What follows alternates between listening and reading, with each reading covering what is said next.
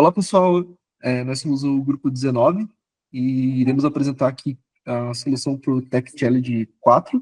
O grupo é formado pela Alice, Felipe, Hugo, Marcos e o Matheus. Então, a gente vai apresentar a arquitetura, microserviços, eventos e como que foi a solução adotada para essa versão do Tech Challenge. Vai explicar por cima ali como que foi a estrutura também, usando Terraform, Kubernetes, e também como que estão a organização dos repositórios, tanto dos microserviços quanto de infra, como foi implementado o BDD, o coverage de 80%, e por fim ali o funcionamento das APIs e os workers que a gente criou também. Sobre arquitetura, como comentei, a gente está usando microserviços, a gente partiu do modelo que era um monorepo e quebrou esse modelo entre diversos microserviços, e também a gente decidiu usar a partir de eventos com SQS e SNS para fazer a comunicação entre esses microserviços de uma maneira muito mais otimizada e já preparada para a evolução do sistema. E sobre o banco de dados, a gente usou Postgres como na parte do RDS e também usou DynamoDB na parte do NoSQL, mas eu vou entrar mais em detalhes ali no próximo slide.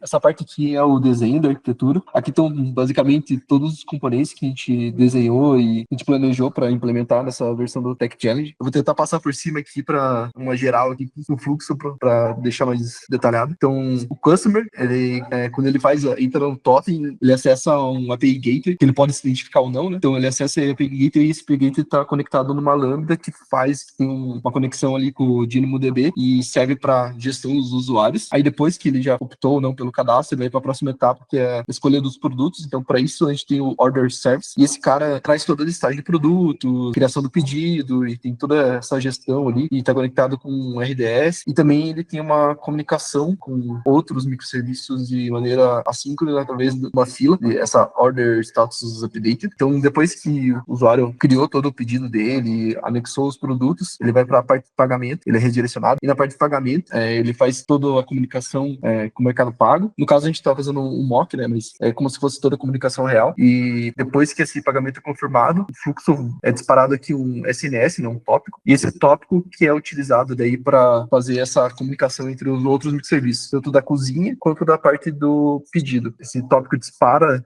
uma comunicação com algumas filas, no caso essa fila aqui é da cozinha, né, de pagamento aprovado, e a cozinha começa a fazer essa atualização do status do pedido. Então passa do status de recebido, preparação, até chegar no último estado que é completado. A parte de infraestrutura, então, está usando Terraform com Kubernetes, que a gente só seguiu usando a mesma infra, só que adaptando isso para o contexto de microserviços. E aqui é só um esboço, é uma listagem aqui dos pods rodando, de todos os microserviços. A gente tem workers também que fazem essa comunicação assíncrona e, enfim, aqui é só um resumo, assim, da infraestrutura que a gente criou ali, do Kubernetes, que sobe via Terraform. E é isso.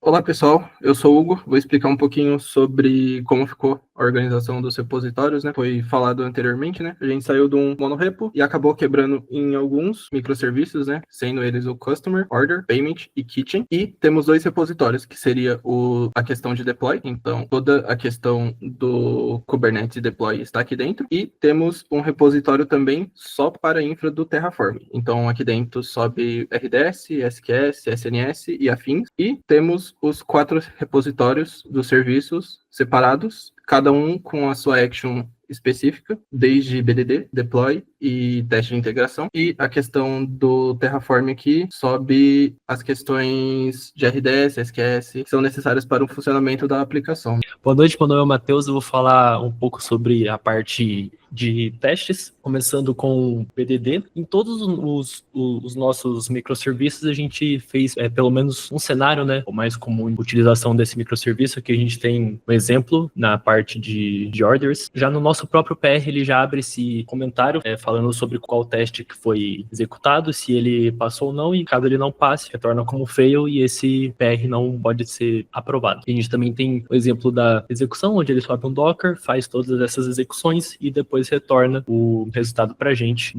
já no próprio PR mesmo. Falando mais um pouco sobre os testes também, né, a parte de coverage, o que foi proposto era que para todos os microserviços tivesse ao mínimo 80% desse coverage, e ele funciona também desse mesmo esquema. esquema. Então, quando a gente abre o PR, ele faz a execução desse coverage, gera esse reporte e ele já dá um leve resumo de como esse cara foi executado, qual foi a porcentagem, né, que foi coberta pelos testes, e ele já comenta isso já no próprio PR para ficar uma fácil visualização para a gente na hora de fazer essa revisão e aprovar ou não esse PR. Agora a gente vai apresentar o funcionamento das APIs. Aqui do lado nós temos cadastrado todos os endpoints que estão disponíveis dentro dos nossos serviços, Customer, Payment, Order, Kit, enfim, está tudo cadastrado. E aqui eu deixei uma sequência aqui só para mostrar o fluxo básico assim, de execução entre esses microserviços e para demonstrar que está tudo funcionando de acordo com o esperado. Então, primeiramente eu vou criar aqui um pedido, né? Com o Customer ID 1, que já está cadastrado na nossa base, só como exemplo. Então, vou disparar aqui. Beleza, ele criou um Order ID 21. Aqui é um endpoint para atrelar, para colocar um produto dentro desse pedido. Então, eu vou disparar esse cara aqui. Beleza. A gente colocou aqui uma Coca-Cola dentro do pedido número 21. Esse aqui só para verificar que está tudo certo. Então, o pedido está com o status aberto e já está com uma Coca-Cola dentro, vinculada. E agora a gente vai entrar no parte do fluxo de pagamento. Então, agora é outro microserviço que vai fazer essa parte, que é o Payment Service. Então, eu vou executar aqui com o ID 21 também. Vou dar um send. Beleza. Executou e retornou os dados de QR Code e o status de pagamento. Vou voltar aqui para o pedido. Depois que acontece essa parte de pagamento, existe uma sincronização, então, via eventos, entre a parte de pagamento. Depois que o pagamento é processado com sucesso, então essa comunicação ocorre com o microserviço da cozinha. Então, ele envia um tópico, esse tópico é consumido por uma fila, e a fila, o microserviço da cozinha consome essa fila e atualiza o status, digamos, para recebido. Então, a gente vai voltar aqui agora para o Order Service, que existe uma outra fila que se comunica a cozinha e a parte de pedidos, o microserviço de pedidos, né? Então, se eu executar aqui agora, ele já apareceu aqui como recebido. Então, toda essa comunicação e evento já funcionou. E por último aqui, deixa eu fazer uma atualização de status. Então, a partir do momento que o pedido já está na cozinha, os staffs eles vão transicionando os status até chegar na parte final, que é o completado. Então, ele estava como recebido, vou transicionar para preparing, beleza? Isso dentro do kitchen service, né? Se eu voltar para o order service e verificar aqui como que tá, ele já atualizou aqui também. Então tá certo, eles estão sincronizados ali. Agora eu vou trocar para o ready, então. Vou transicionar também. Aqui deu certo. Se eu voltar aqui no order service e executar, ele atualizou. E por último, completed. Completed. Que é quando o usuário, o consumidor, no caso, ele já retirou o pedido. Então, vou atualizar. Beleza. O service atualizou. E a comunicação aqui, vamos ver se deu certo. Beleza, fechou. O pedido foi completado. Dando continuidade em relação à explicação da comunicação entre os microserviços que nós temos, conforme o Felipe explicou anteriormente, né, nós temos um SNS que sai do fluxo de pagamento, que envia uma notificação para atualização do pedido na cozinha, e através do pedido da cozinha ele começa a enviar as notificações de atualização conforme o fluxo ocorre da atualização pelos colaboradores, os staffs, né? Então, conforme a gente pode ver, né, nós temos ali o gráfico de number of messages sent, né, que são as mensagens enviadas para a fila. Né? Então, cada pico que nós temos aí é uma mensagem que foi enviada, né?